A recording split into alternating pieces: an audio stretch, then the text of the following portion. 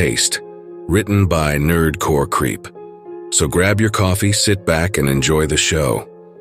The sudden sound of Serge Tankian screaming, "Wake up!"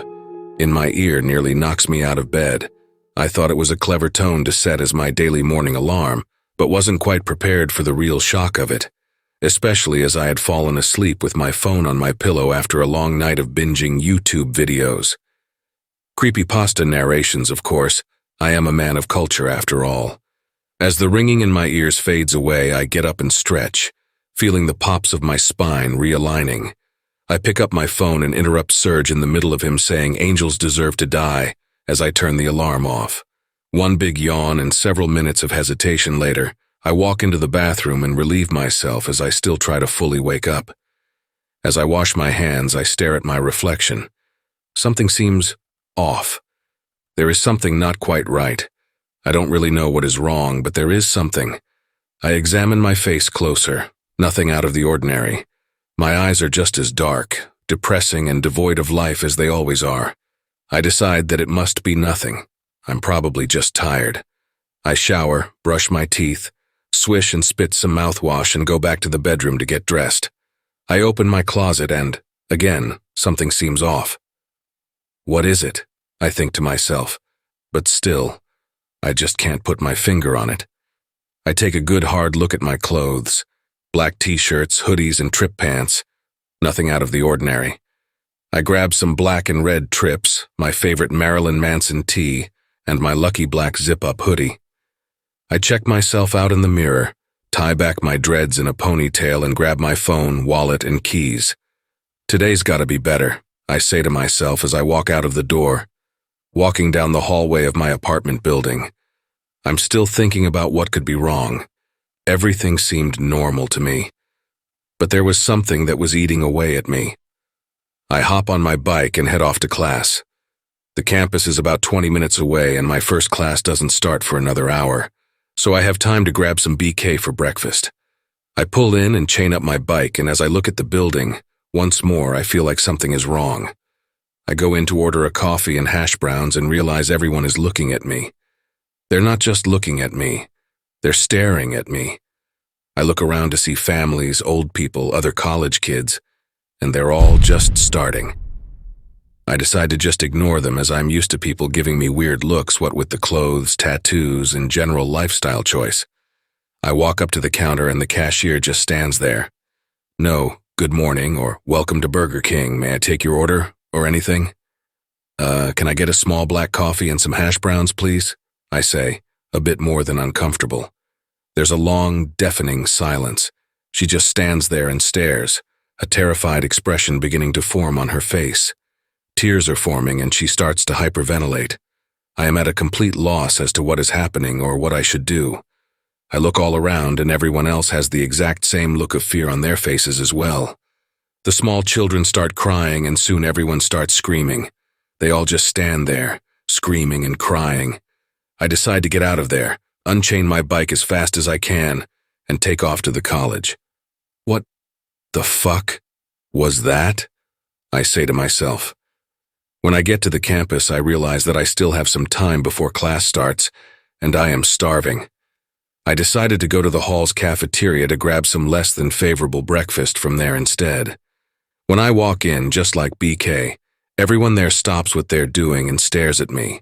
There is definitely something wrong with me. I feel all around my face, and I do notice something different.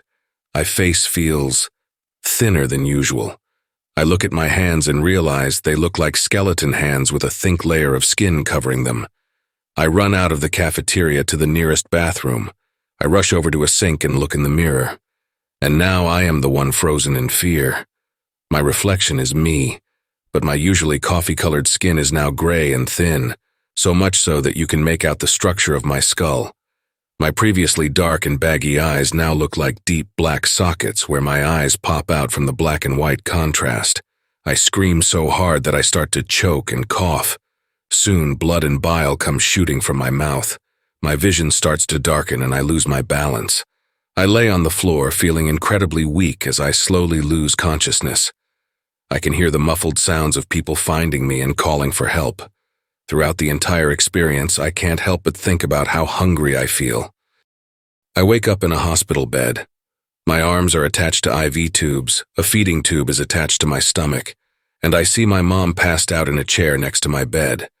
I notice the TV is on, the local news, and realize that it's an entire week later. I try my hardest to remember and understand exactly what happened to me. I think back to that morning. At the time, everything seemed normal, but now that I think about it, I was thinner. The change wasn't really that noticeable at the time, but as I think really hard, I start to remember the small details of more sunken-in cheeks, slightly darker eyes, and the fact that my clothes did in fact feel the tiniest bit bigger on me than usual. As the day went on, however, it was obvious that I was changing faster and faster as the morning went on. Apparently, I looked like a literal zombie when I showed up at BK, and by the time I got to the campus, I was basically a skeleton.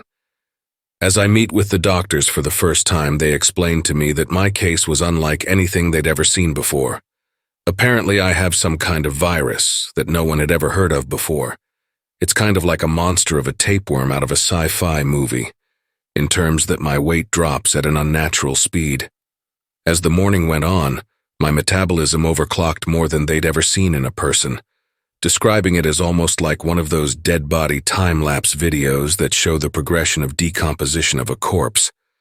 I nearly died from starvation, and they have no idea how to stop it. I am indefinitely attached to the feeding tube in order to keep me technically fed enough to not die, but I'm also allowed to eat actual food as well, with a specific and strict diet, of course. Days go by, and even with the feeding tube and food that I actually eat, I can feel myself becoming hungrier and hungrier.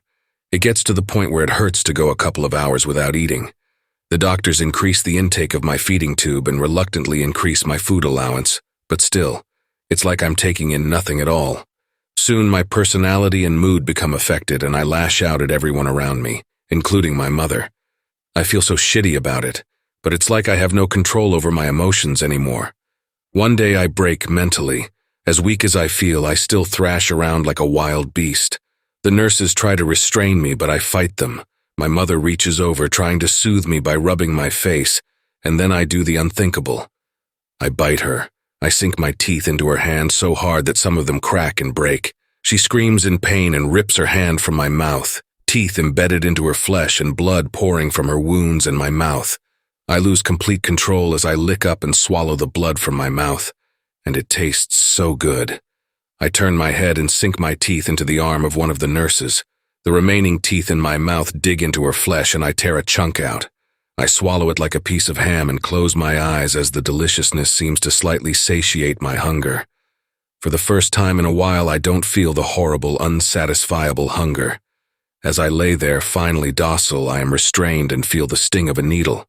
I feel myself lose consciousness again, feeling the bliss of the absence of hunger pains. I wake up again, fully restrained in a different location. I can only move my head as my arms and legs are strapped down to prevent me from grabbing a hold of any more delicious nurses. As I lay there, I think about that unexpectedly wonderful taste. I begin to drool at the thought of tearing into that nurse's arm, swallowing her flesh and blood. Unfortunately, it only takes about a day for my hunger to return. It becomes clear that a stomach pump and some hospital food isn't going to be enough for me. I need more. As I try to block the hunger pains, I long to sink my teeth into some more flesh. One day I'm informed that my mother and the nurse that I bit are both dead. They died a couple of days after the incident, not from infection or blood loss, but from hunger. So I guess technically they did die from the infection of whatever virus this is that I have, which is apparently transmitted through bodily fluids. I grieve for about an hour before the thought of eating takes over again. It wouldn't be too long before I am relocated to a new facility where I am subjected to repeated tests and experiments. The whole thing is very hush-hush, of course. Society tends to look down on human rights violations, even for cannibalistic freaks like me. One day I'm injected with a sleeping drug, and when I wake up, I'm no longer hooked up to the feeding tube. In fact, I'm no longer in a hospital room. I look all around and realize I'm in a cold, dark room. My hair is completely gone. My clothes are a gray prison-looking jumpsuit, and my body is wrapped in chains that are attached to the walls. "What the fuck is this?" I yell out. I feel so weak and the hunger hurts so bad. I sit there thinking only of the hunger. I don't care that I lost my mother, my freedom, or who I am. I just want something, or should I say someone to eat. To my surprise and delight, I am granted my wish. The sound of an alarm goes off and the door opens. Inside stumbles a terrified-looking man in an orange jumpsuit, his arms bound behind his back. I don't hesitate to go after him as I pounce and immediately take a bite out of his nose. He screams in pain as I chew and swallow it like a wonton. It tastes and feels so good that I want more. I bite into his face more and devour chunk after chunk of flesh and blood. His screams eventually go silent, but I'm not even close to being finished yet. I remove his jumpsuit and begin tearing into his body. I gorge myself on his flesh and organs until finally I am full. I drop to the floor onto my back and start laughing with joy and bliss. I've never felt so good before. I've never felt so strong before. Nobody comes to claim the body for days. It takes about 24 hours for the hunger to return, at which point I eat some more of my new roommate and personal feeding trough. When there is nothing left but bloody clothes and bones, somebody finally shows up to collect. Unfortunately, I'm not awake to see it happen as gas is released into my room, causing me to pass out long enough for them to not only clean up the remains but apparently clean me up as well. This becomes my new life. I am regularly given a new victim, prisoners I assume, and I am able to take my time with them until there's nothing left, at which point I am gassed. Someone collects the body and clean me up. Unfortunately for me, the trade-off for being relieved of the hunger is that my senses return, and I think about everything from a stable mind. I think about my mother and what I did to her. I think about my life and how it will never be the same. I think about the future and the uncertainty of it.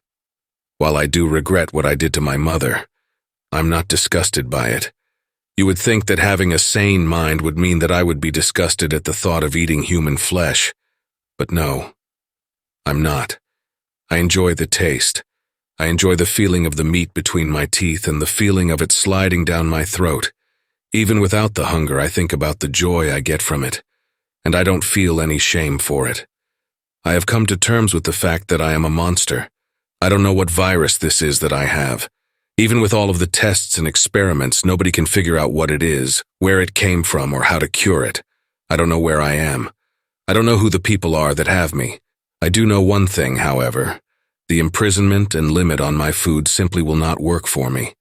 Fortunately for me, I realized something that they didn't. I'm becoming resistant to the gas. It takes a little bit longer for me to pass out. One day I become fully resistant. I use this to my advantage and pretend and wait. I hear the door open, the sounds of the body being moved, the sound of someone approaching me. I am placed on a gurney, strapped down, and wheeled to another location. I'm unstrapped and declothed. I feel the warm water and the hands cleaning my body. I realize that my sense of hearing and smell is much better than I remember it being. I can tell that a guard is watching over whoever is washing me. I am also fully in control of my body, perfectly pretending to be unconscious and limp. I have a theory. If I'm wrong, I'm dead. However, with all the changes to my physiology, there's one thing I'm certain of. I am stronger. I am faster.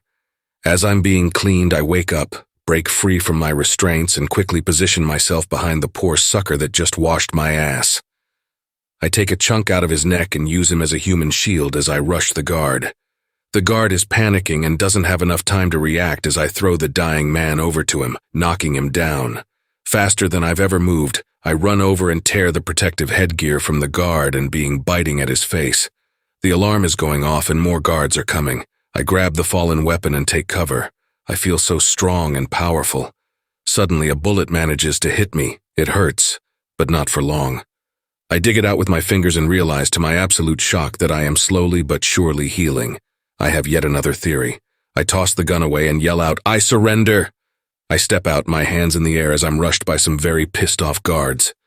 What they weren't expecting, however, was me pouncing on the closest one to me. I again tear off his headgear and bite into him. I hear the sounds of gunshots and can feel every bullet enter my body. The pain is temporary as I stand to my feet, still taking bullets. I smile as the blood stains my teeth and body. They keep shooting, but I begin healing just as fast. I continue to approach and they keep firing. It doesn't take long for me to not feel it at all anymore. Nothing can be more painful than the hunger. I make short work of the remaining guards. I chase down the ones that run for it, which honestly makes the experience even better. Eventually, there's no one left. It takes a while, but I eventually find a way out of the facility. I don't bother releasing the other inmates because I understand that we are all here for a reason. The world already has to deal with me and potentially others like me. I think that's enough. As the years come and go, I accept the fact that life will never be the same. As long as I stay fed, I won't lose control, and nobody can stop me. If I go too long without hunting, the hunger and the pain returns. When the hunger is there is when I am vulnerable. I've done some tests myself. I've allowed myself to go hungry and hurt myself to see what happens. It's become clear that flesh and blood are my elixir of life. I need to feed to stay strong and resilient. I need to feed to keep a logical mind. Most importantly, I need to feed to live. In horror movies, the werewolf or vampire protagonist wants to find a cure because they hate what they've become. They can't accept that this is who they are. I'm not the protagonist, though. I'm the villain. I am embracing it. I am an apex predator, and there is not anyone that can stop me. The world is my all-you-can-eat buffet. I'm not stupid, though. I'm discreet. I don't make a scene, and I take people that won't be missed. When I'm done, I dispose of what remains. I don't overindulge, and I don't lose control. I didn't ask for this. I didn't want this. But I'm not going to stop.